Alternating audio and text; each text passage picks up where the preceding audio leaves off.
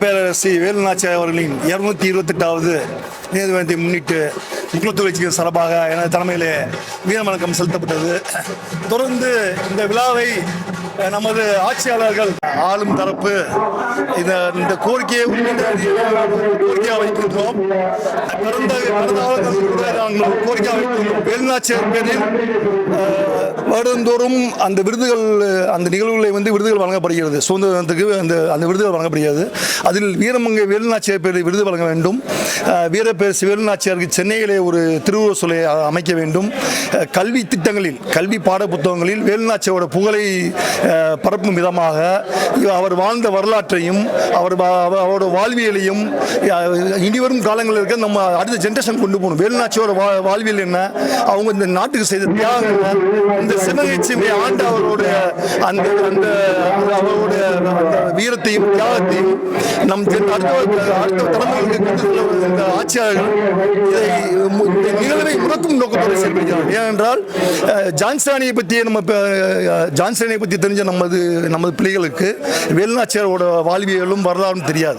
முதல் சுதந்திர பெண் போராளியான வேலுநாச்சியோட புகழையும் அந்த வீரத்தையும் திராவிட கட்சிகள் கடந்த 60 ஆண்டுகள் நீங்கள் பார்த்தீங்கன்னா திராவிட கட்சிகள் இதை அந்த வேலுநாச்சியோட புகழை எக்காரணத்தை கொண்டு வெளியே கொண்டு போயிடக்கூடாது என்று ரொம்பவும் மிக நேர்த்தியாக இருக்கிறார்கள். யாராருக்கோ விழா எடுக்கும் இந்த ஆட்சியாளர்கள் வேலுநாச்சியோட விழாவை மிகவும் பிரம்மாண்டமாக செய்யலாம். இப்போ கூட நீங்கள் பார்த்துருப்பீங்க, விஜயோட அந்த கட்சி ஆரம்பித்தார், அதில் கூட வேலுநாச்சியாரோட இதை வச்சார். அப்போ வேலுநாச்சியாரை முக்கியத்துவம் செய்த இந்த தமிழ்நாடு ஏன் அவர் சாதியாக பார்த்து ஏன் வேலுநாச்சியார் புறக்கணிக்கிறது தான் நம்மளோட கேள்வி. அப்போ வேலுநாச்சியார் இந்த சமூகத்தில் பிறந்த ஒரு காரணத்தால் மற்ற சமூகங்களும் இந்த ஆட்சியாளரும் வேலுநாச்சியார் புறக்கணிக்கிறார்களா என்ற ஒரு 1000 கேள்விகள் நம்மளை நோக்கி போயிட்டு தான் இருக்குது. இதெல்லாம் கடந்து தான் நாம் பொதுவழி சமூகத்தோடு பயணிக்கிறோம். அது மட்டும் இல்லாமல் வருகிற டிசம்பர் 27 ஆப்பாடு மரவ சங்கம் பசுமை முத்துராமலிங்க அவர்களையும் நேதாஜி சுபாஷ் சந்திரபோஸ் அவர்களையும் மிகவும் கீழ்த்தரமாக உரிமையிலும் அவரோட போராட்ட குணத்தையும் அவரோட அதை கொச்சைப்படுத்தும் விதமாக பேசிய செந்தில் மல்லர் என்கிற தமிழர் கழகம் பேர் வச்சிருக்கார் போல, அவர் மீட்பு கழகம். அவர் மீண்டும் பாண்டியவரான ஒரு புத்தகத்தை எழுதி சர்ச்சையை ஏற்படுத்தி அந்த புத்தகம் தடை செய்யப்பட்டது.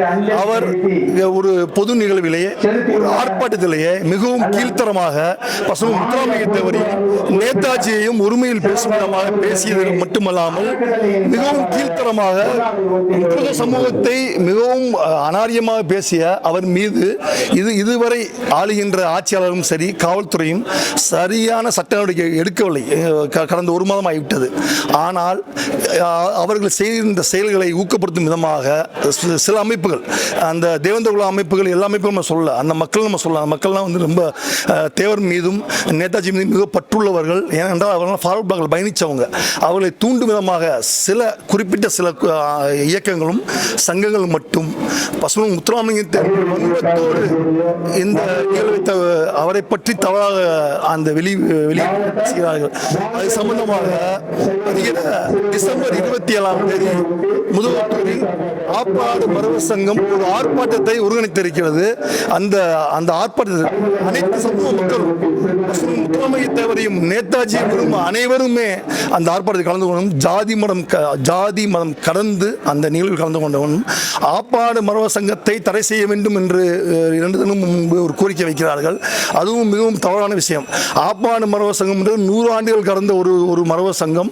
அந்த சங்கம் அந்த பகுதியில் வாழும் அனைத்து மக்களுக்கும் பொதுவான சங்கமாக செயல்படுது. அதான் நீங்க புரிஞ்சுக்கணும்.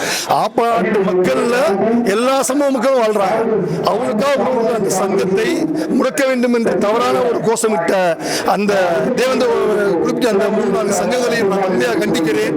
அதுபோல பரம்பரை செயல்படும் சில சங்கங்களையும் நான் வன்மையாக கண்டிக்கிறேன். ஏனென்றால் நீங்கள் செய்யும் இந்த செயல் ஒட்டுமொத்த தேவேந்திர குல வேளா சமூகத்தையும் இழிவுபடுத்தும் போல் உள்ளது. இனிவரும் காலங்களாவது இந்த முக்குளத்தோரையும் தேவேந்திர ஒற்றுமைக்கு மட்டுமே பாடுபட வேண்டும் என்று இதன் வாயிலாக சொல்கிறேன். வருகிற 27ஆம் தேதி அனைவரும் இந்த ஆர்ப்பாட்டத்தில் கலந்து கொள்ள வேண்டும் என்று முக்குளத்தோர் சார்பாக நான் கோரிக்கை வைக்கிறேன்.